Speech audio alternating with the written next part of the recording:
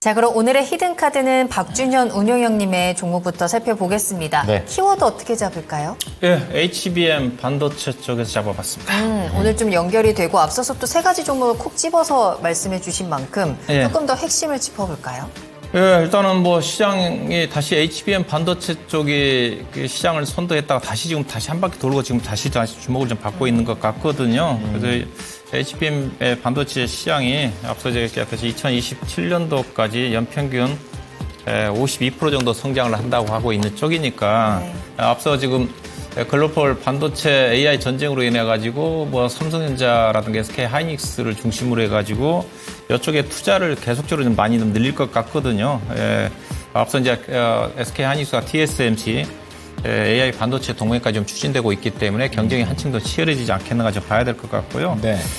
그다음에 반도체를 이제 주목을 해야 되는 것 자체가 SK 하이닉스가 지금 HBM용 반도체를 생산하기 위해서 미국 쪽에 인디애나 쪽에 공장 설립을 좀 추진한다는 거거든요. 증설. 예, 증설을 추진하고 있는 쪽이고 그다음에 중국 같은 경우도 지금 HBM 반도체 쪽을 자급자족하기 위해서 중국의 대표적인 그 메모리 반도체인 창신 메모리라는 그 CXMT라는 회사가 HBM 반도체 쪽에 본격 생산에 돌입을 한다는데 네. 근데 HBM 반도체 같은 경우는 현재 미국의 행정당국의 규제를 받지 않고 있거든요. 그래서 투자를 하게 된다면 아무래도 국내 장비 회사들이 상당히 기술력이 앞서 있기 때문에 장비 중국 쪽에도 수주를 좀 기대할 수 있지 않겠는가 뭐 그런 부분이라 좀 봐야 될 것 같고요. 예.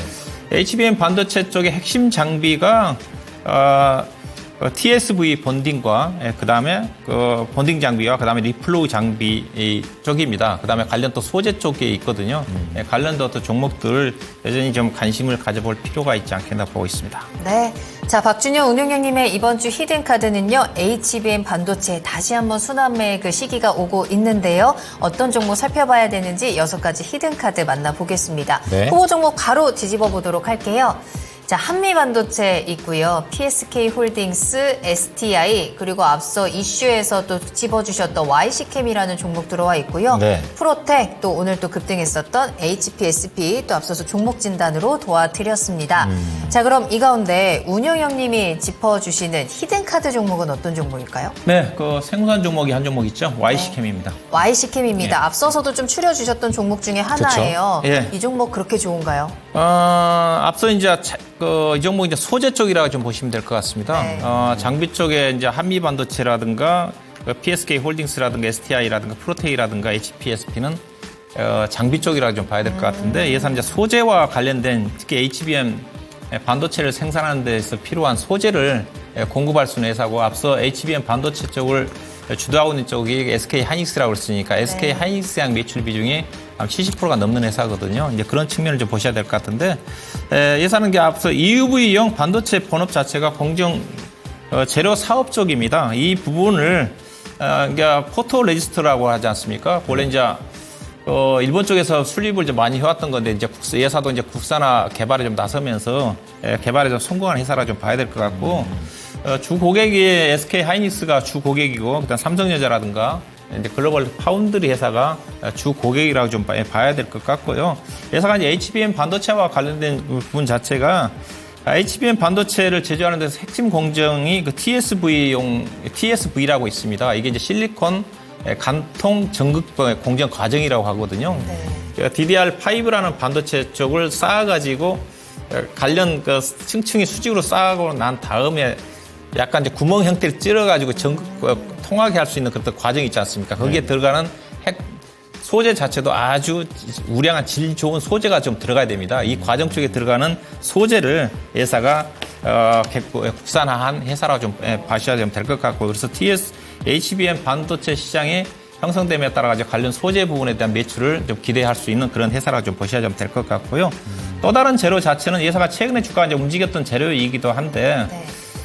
삼성전자와 인텔이 지금 2030년도에 현재 했던 반도체 기판이 플라스틱입니다. 플라스틱 자체가 열 전도성도 상당히 좀 낮고 또 비용도 많이 들어가다 보니까 유리기판 쪽으로 지금 대체를 하려고 하고 있어요. 그래서 근데 유리기판을 대체하는 데 있어서 필요한 예상 핵심 코팅 기술을 개발하고 있는 상태입니다. 그래서 이 이제 기술과 관련된 유리기판을 생산을 삼성전자를 공급하기 위해서 삼성전기가 주도를 하고 있는 쪽인데 신사업으로 그래서 이 회사와 유리기판과 관련된 최근에 이제 관련 이슈로도 부각된 회사이기도 하거든요. 이거는 좀 중기장기적 성장 모멘텀을 좀 봐야 될 것 같은데 그래서 두 가지 재료입니다. 예산 모멘텀 자체는 HBM, TSV 이용 공정 소재에다가 그다음에 4세대 반도체 유리기판 관련 종목 쪽으로 시장에서 주목을 받을 수 있는 두 가지 부분이라 좀 봐야 될 것 같고요. 실적 자체는 회사가 전반적으로 좋지는 않지만은 회사가 스펙으로 상장된 회사인데 스펙으로 상장될 때 상당히 TSV와 관련된 중장기 성장성을 좀 감안해가지고 올해 같은 경우는 영업이익 200억 이상을 좀 잡아놨더라고요. 근데 반도체 업황이 안 좋아서 작년도부터 좀 실적 부진해서 올해 달성은 좀 쉽지 않아 보이는데 이 신기술이 적용이 된다는 실적 자체가 빠르게 형성되지 않겠는가 그렇게 좀 보시면 될 것 같고요. 자 차트를 좀 보도록 할 건데 최근에 주가 거래량이 좀 급증을 좀 하고 있습니다. 오늘도 거래량이 80만 주 가까이가 거래가 좀 됐는데 주가는 대체적으로 뭐 바닥은 좀 나온 것 같고요. 주가가 지금 안 올랐기 때문에 충분히 현재 가격 정도에서 공략이 좀 가능할 것 같고요. 목표 주가는 단기적으로 일단 1차 목표 가격은 15,000원 정도, 그 다음에 2차는 17,000원을 제시해 드리도록 할 거고, 최근에 주가가 11,500원 아래로 이탈하지 않았고요. 그리고 현재 20일동 평균선이 11,760원에 형성되고 있기 때문에 11,500원을 손절 가격으로 보고 접근하는 전략을 제시하도록 하겠습니다.